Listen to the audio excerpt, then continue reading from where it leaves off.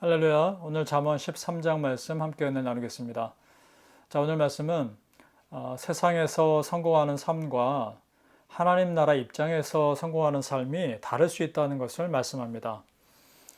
세상은 다른 사람을 누르고 내가 올라가야 하는 구조죠. 그렇지 않으면 도태되고 경쟁에서 밀려나는 것이니까요. 그런데 하나님 나라 입장에서는 다를 수 있다는 것이죠. 자, 예수님을 예로 들어 보겠습니다. 자, 그 당시에 사람들 보기에 예수님의 삶은 실패하는 것처럼 보였을 겁니다. 12명의 제자밖에 없었고요. 또 십자가에서 죽으셨습니다. 그런데요, 하나님 나라 입장에서는요, 정확히 하나님께서 원하시는 삶을 예수님은 사셨습니다. 전혀 다른 것이죠. 그러니까 하나님의 기준과 세상의 기준이 전혀 다른 것입니다. 7절에 보니까 이런 말씀이 있습니다. 스스로 부한 채 하여도 아무것도 없는 자가 있고 스스로 가난한 채 하여도 재물이 많은 자가 있느니라. 자, 겉으로는 부자인 것 같으나 실제로는 부자가 아닌 경우가 있을 것이고 겉으로는 가난해 보이지만 실제로는 부자인 경우가 있다는 것이죠. 이것을요, 신앙의 눈으로 한번 적용해서 해석을 해보았으면 좋겠습니다. 자, 이런 것이죠. 세상에서는 부자지만 하나님 입장에서는 부자가 아닐 수 있습니다. 세상에선 가난하지만 하나님 나라 입장에서는 부자일 수 있습니다.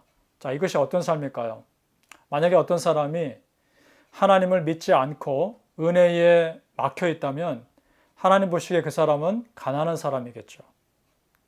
그리고 그 사람이 아무리 가난해도 그 마음이 하나님을 믿고 하나님의 은혜를 기대하면 하나님 나라 입장에서 그 사람은 부유한 사람일 것입니다. 여러분 어떠십니까?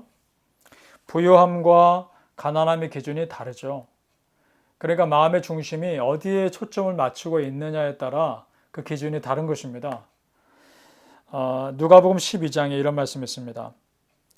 자기를 위하여 재물을 쌓아두고 하나님께 대하여 부여하지 못한 자가 이와 같으니라.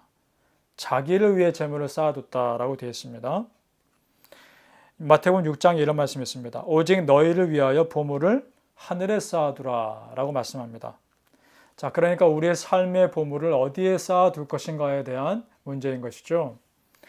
보물을 하늘에 쌓아두라는 것이 여러분 단순히 헌금 많이 하라는 그 정도가 아닙니다. 평소의 삶에서 하나님을 의식하면서 하나님을 기쁘게 하는 삶을 살라는 겁니다. 그러니까 단순히 물질에 대한 말씀뿐만이 아니라 삶의 자세에 대한 말씀인 것이죠. 내가 잘 되는 삶에만 만족하는 것이 아니라 어떻게 하면 내 삶의 모든 영역에서 하나님을 기쁘게 해드릴 수 있을까를 생각하며 사는 삶을 말하는 겁니다.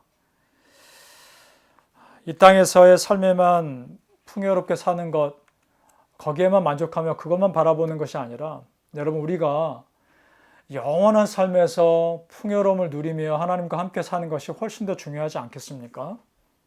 그렇다면 우리의 보물을 하늘에 쌓아두는 삶이야말로 참 지혜로운 삶이리라 생각합니다.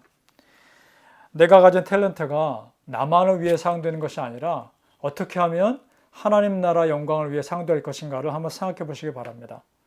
여러분, 하늘에 보물을 쌓아두는 것을 아까워하지 마시기 바랍니다. 내 시간과 내 물질과 내 마음의 노력과 그런 것들을 하늘에 쌓아두는 것은 나의 영원한 삶을 위한 영적인 투자이기 때문입니다. 바라기는 우리의 삶을 바라보신 하나님께서 훗날 우리에게 아무개야 너 참 잘 살았다 라고 칭찬하실 수 있는 그런 삶을 사시기를 예수님의 이름으로 축복합니다. 그런 믿음의 삶을 살기 위해서 우리가 삼가해야 할 것이 있습니다. 사실 잠언 말씀에서 계속 되풀이되는 말씀이죠. 주변에 믿음의 사람, 진실한 사람을 두라는 겁니다. 왜냐하면 그로 인해서 내가 영향을 받기 때문입니다. 20절 말씀입니다. 지혜로운 자와 동행하면 지혜를 얻고 미련한 자와 사귀면 해를 받느니라. 자, 여기서 지혜로운 사람과 동행하다라는 말이 있습니다. 동행하다라는 말은 단순히 함께하다라는 말 그 정도가 아니라 깊은 교제를 나누다라는 뜻입니다. 그러니까 지혜로운 사람과 깊이 교제하라는 것이죠. 반면에 미련한 자와 사귀다라는 말이 있는데 여기서 사귀다는 가축을 돌볼 때 쓰는 말입니다. 가축을 돌볼 때 그 가축을 유심하게 살펴보는 그런 단어를 뜻을 가지고 있는데요. 이 말은 미련한 자의 삶이 어떤가 내가 유심히 보면서 그 사람을 닮아가는 것이죠. 그러니까 미련한 자의 삶을 내가 스스로 선택하는 겁니다. 이것이 얼마나 어리석으냐라는 말이죠. 사람은 다른 사람에게 서로 영향을 주고받습니다. 특히나 부정적인 영향은 더 쉽게 받는 것이죠. 그래서 내 주변에 정말 하나님을 신실하게 믿고 그런 사람이 많을수록 나에게도 유익한 것입니다. 잠언 27장에 이런 말씀이 있습니다. 기름과 향이 사람의 마음을 즐겁게 하나니 친구의 충성된 공고가 이와 같이 아름다우니라. 아멘. 그 사람의 진실하고 충성된 공고가 나를 또한 그렇게 만들어 가는 것이죠. 자, 한번 성경을 보면 믿음의 사람 옆에는 한두 사람 꼭 진실한 사람이 옆에 있었던 걸 보게 됩니다.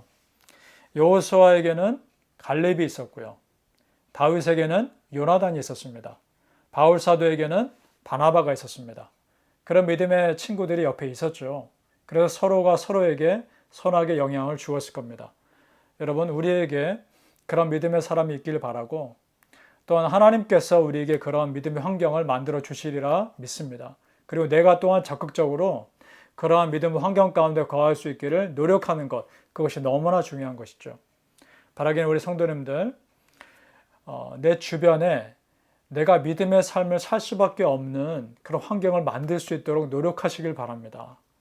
친구를 삼가 믿음의 사람 사귀시고, 그리고 내가 말씀 읽고 기도하고 하나님을 가까이 할 수밖에 없는 상황을 내 스스로 만드시고, 그런 영적인 삶의 환경을 만들어서 하나님께서 원하시는 내 삶의 전 영역에서 하나님을 기쁘게 해드릴 수밖에 없는 그런 삶 사시기를 예수님의 이름으로 축복합니다. 기도하겠습니다. 아버지 하나님, 은혜를 감사합니다. 하나님, 정말 지혜가 필요하며 내 삶에서 하나님께서 원하시는 삶을 살고자 늘 깨어있는 삶이 필요합니다. 내 삶의 모든 영역에서 어떻게 하면 하나님을 높여드릴 것인가, 어떻게 하면 내가 가진 것을 통해서 하나님께 영광 올려드릴 수 있을 것인가 생각하며 살아갈 수 있도록 도와주옵소서. 지금 이 세상에서의 삶에서도 잘 사는 것 중요하지만 앞으로 우리에게 주어진 영원한 삶에서 어떻게 살 것인가를 미리 준비하며 그 영원한 삶을 준비해가는 은혜로운 삶 살게 하여 주옵소서. 삶과 믿음의 환경을 만들어 가고자 노력하게 도와주시고 믿음의 사람, 기도할 수 있는 믿음의 환경 그렇게 만들어 가면서 조금씩 매일의 삶이 하나님을 기쁘게 해드리는 삶 살게 하여 주시옵소서. 감사하며 예수님 이름으로 기도합니다. 아멘.